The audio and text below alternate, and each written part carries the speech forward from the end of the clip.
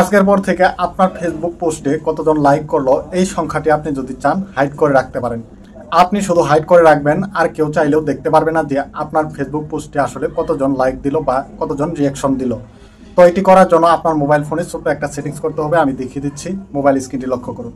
প্রথমে আপনার ফেসবুক অ্যাকাউন্টে প্রবেশ করবেন, তারপরে উপরে 3 লাইন আইকন অথবা আপনার প্রোফাইল পিকচার থাকবে, সেখানে ক্লিক করে দিবেন। এবার এখান থেকে উপরে সেটিং আইকনে ক্লিক করবেন। এবার এখানে বেশ কিছু অপশন পাবেন, আপনি এখান থেকে স্ক্রল ডাউন করে একটু নিচে আসবেন। তারপরে এখানে রিয়াকশন পারফরম্যান্স নামের একটি অপশন দেখতে পাচ্ছেন, এখানে ক্লিক করে দিবেন। এবার এখানে হাইড নাম্বার অফ রিয়াকশন, আপনার পোস্টের রিয়াকশনগুলো কিন্তু এখান থেকে আপনি চাইলে হাইড করে রাখতে পারবেন। তো তার জন্য এখানে অন ইউর পোস্ট দ্বিতীয়তে যে অপশনটি রয়েছে, আপনারা এই অপশনটিকে এখান থেকে অ্যালাউ করে দেবেন।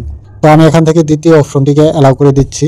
তো এখন থেকে আমার পোস্টে বা আমি যে ফেসবুকে কোনো কিছু পোস্ট করব, তার রিয়াকশন যারা দিবে সেই নাম্বারটি কিন্তু চাইলেও কেউ দেখতে পারবে না, সেই নাম্বারটি এখন থেকে হাইড হয়ে থাকবে। তো বন্ধুরা, এভাবে ফেসবুকের পোস্টের রিয়াকশনগুলো আপনি হাইড করতে পারবেন। ভিডিওটি ভালো লাগলে লাইক করতে ভুলবেন না, আর অবশ্যই চ্যানেলটি সাবস্ক্রাইব করে সাথে থাকবেন।